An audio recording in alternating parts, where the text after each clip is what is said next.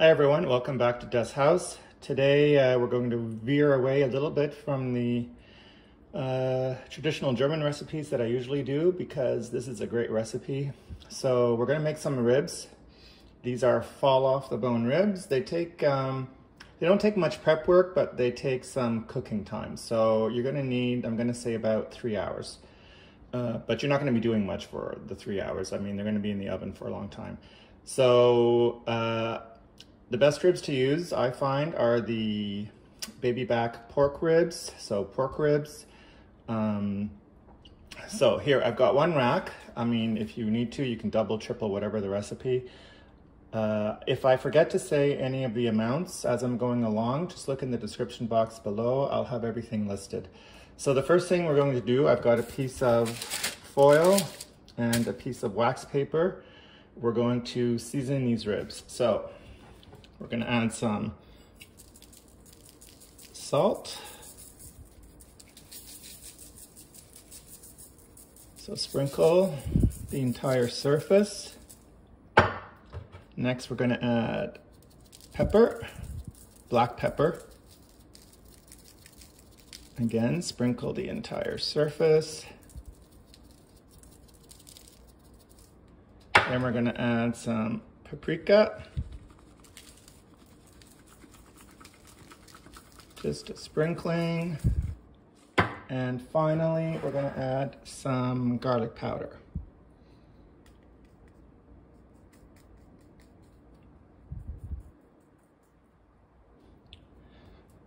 Sorry, I just inhaled some of that powder. So now we're just going to flip this over and repeat on the other side. Then we're going to wrap it in the wax paper, then wrap it in the tin foil. And ideally, you would put it in the fridge maybe for 30 minutes, an hour, to let it marinate a little bit because it's kind of like a dry rub. If you don't have that time, it's okay. Just wrap it up and put it straight in the oven. It goes in a 325-degree oven for about, I'm gonna say 2 to 2.5 hours, because that's what's going to give you that fall off the bone tenderness. Once that's done, we're gonna prepare a glaze together. You glaze it. Obviously, you know, it's gonna come out of the oven, we unwrap it, you put it on a rack on top of a baking sheet, and then we're gonna glaze it. We're gonna glaze each side with the glaze and broil it, or you could barbecue it. Anyway, we'll attack that when we get to it. So for now, just do this on the other side, wrap it up, put it in the fridge for half an hour. You could even leave it in the fridge overnight. And then in the oven for 2.5 hours on 325 degrees. Here we go, my ribs are wrapped. As you can see, try to wrap them so that there's no open seam. And the reason also for doing the wax paper and the tin foil is that sometimes the ribs tend to stick to the foil when you're opening it. So if you don't have wax paper, that's fine. Just grease or spray with a cooking spray the side of the foil that will be touching the meat, and that way it'll reduce any sticking. So this is ready to go in the oven. Now we're gonna move along to making the, oh my gosh, the glaze. So first thing, I take a shortcut. So I buy a package of rib spice, I guess, rib sauce. I don't know what you want to call it. This is an Asian brand. I buy the, let's see which one this is. Yeah, it just says spare ribs sauce mix. They come in different. You can buy garlic, you can buy whatever. So this is the one I like. It's already open because I've already made these ribs a couple of weeks ago, so I only use half a package. So half a package goes in.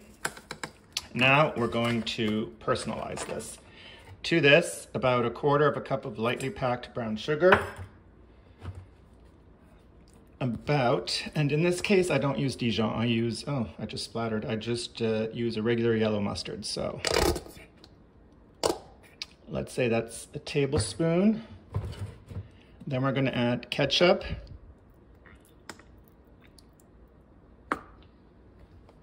That's about 1/4 cup. Then to personalize the heat level, you do what you like. I am not a big fan of heat, but this chipotle chili pepper, I really like. It's not overly hot, but it gives a kick. So I'm going to sprinkle some of that. Go carefully, it's hot, but I mean, you know you, so do the spice level that you like. And then, obviously, a little bit of salt. A little bit of pepper. Salt and pepper should always be staples in all your cooking. I mean, not your baking maybe, but salt, yes. And then the secret ingredient, which is going to be some cola. So I have a really small can here. So that was probably, I'm gonna say 1/3 cup. And now you're gonna mix. There, I'm in Canada, and I'm in Quebec, so there's a chain of a rib place here who is very well known for their sauce. And one of their secret ingredients, apparently, is the cola.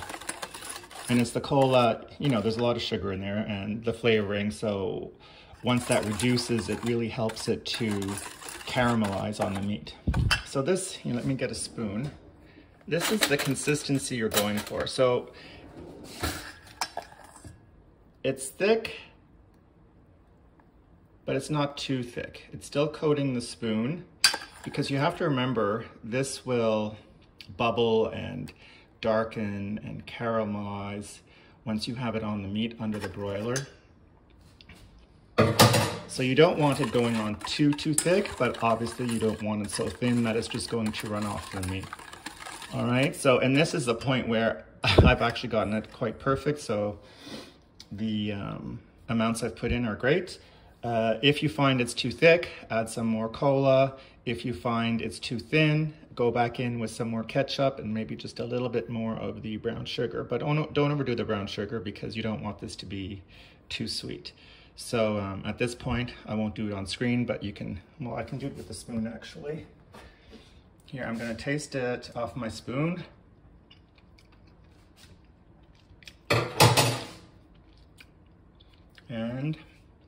And I'm doing that just to assess the level of heat.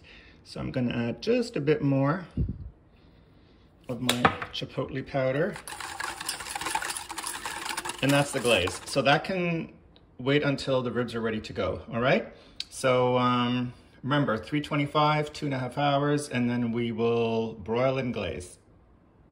So here we go, it's been 2.5 hours. So I've taken them out, I've unwrapped them. Be careful when you unwrap them, there's a lot of juices, so just don't, spill it. Then I've taken a baking sheet, lined it with foil, just because it's easier cleanup. And I've cut the long piece of rib into 4 pieces. So, just serving sizes, it's easier to eat. So then what I like to do is do a quick pre-baste. So I slather on our glaze, get every edge. I've already done the other side. And I call this a pre-baste because then I'll let this sit for about 10 minutes. The ribs are still very hot, well, very warm or hot, let's put it that way. So just gonna baste all these, make sure they're well covered. My oven is preheating to a broil. So once these are totally basted, I'll let them sit 5 to 10 minutes because they're so hot or warm right now still, I find they absorb the glaze, which is nice. So then the flavor really gets everywhere. There we go. Don't they look good? I'm telling you, everybody's gonna love these. They're always a big hit. They're always fall off the bone tender. So at this stage, I'm gonna broil them, but this is the stage where if you wanted to, you would go to the barbecue.